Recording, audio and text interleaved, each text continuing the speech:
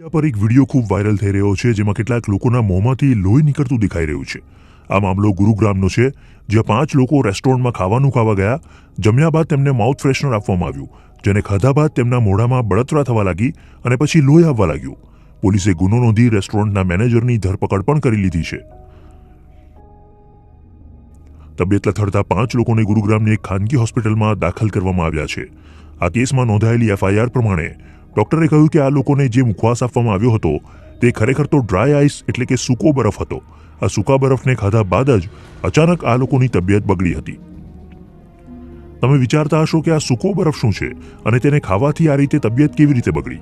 આ સવાલના જવાબમાં દિલ્હીની CK બિરલા હોસ્પિટલના ઇન્ટરનલ મેડિસિનના ડાયરેક્ટર ડોક્ટર રાજીવ ગુપ્તા જણાવે છે કે ડ્રાય આઈસ, જે સૂકા બરફ તરીકે પણ ઓળખાય છે, તે કાર્બન ડાયોક્સાઇડનું ઘન સ્વરૂપ છે.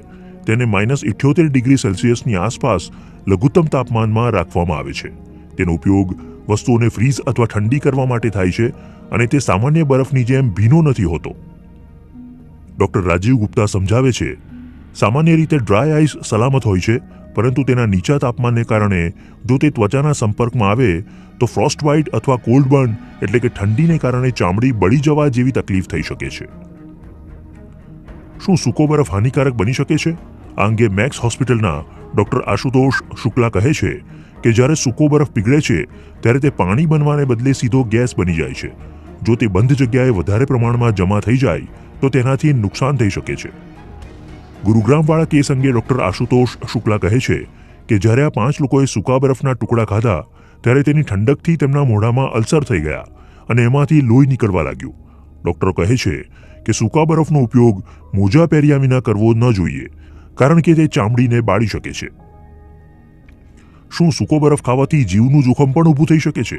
આ વિશે યશોદા સુપર સ્પેશિયાલિટી હોસ્પિટલના ડોક્ટર સચિન મિત્તલ કહે છે કે સૂકો બરફ ખૂબ જ ઠંડો હોય છે, તેથી તે પેટમાં જવાની સાથે જ ત્યાં કાણું પાડી દે છે, જે ઘણું જીવલેણ બની શકે છે.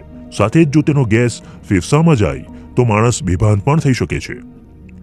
ડોક્ટર સચિન મિત્તલનું કહેવું છે કે સૂકા બરફની કેટલી માત્રા હાનિકારક હોઈ શકે તે કહેવું મુશ્કેલ છે, પરંતુ જો આપણે ઉદાહરણ પરથી સમજીએ તો જો કોઈ બાળક 30 ગ્રામનો ટુકડો ખાય છે તો તે હાનિકારક હોઈ શકે છે, કારણ કે તે જ્યાં પણ જાય છે ત્યાં ચામડીને ફાડી નાખે છે. એક સવાલ એ ઊભો થાય છે કે સૂકા બરફનો ઉપયોગ ક્યાં અને કેમ કરવામાં આવે છે? તો સામાન્ય રીતે સૂકા બરફમાંથી ધુમાડો નીકળતો હોય છે, તેથી તેનો ઉપયોગ ખાવાની ચીજોને આકર્ષક બનાવવા માટે થાય છે. લગ્ન કે સમારોહમાં ધુમ્મસની અસર પેદા કરવા માટે પણ તેનો ઉપયોગ કરવામાં આવે છે. સૂકા બરફનો ઉપયોગ લાંબા સમય સુધી વસ્તુઓને સાચવવા માટે પણ થાય છે. ડોક્ટરો કહે છે કે સૂકા બરફનો ઉપયોગ ઔદ્યોગિક જરૂરિયાતો માટે કરવામાં આવતો હતો, કારણ કે તે એક ઉત્તમ કુલિંગ એજન્ટ છે, પરંતુ તેનો ઉપયોગ ખાવાની ચીજોમાં અથવા બંધ રૂમમાં ન કરવો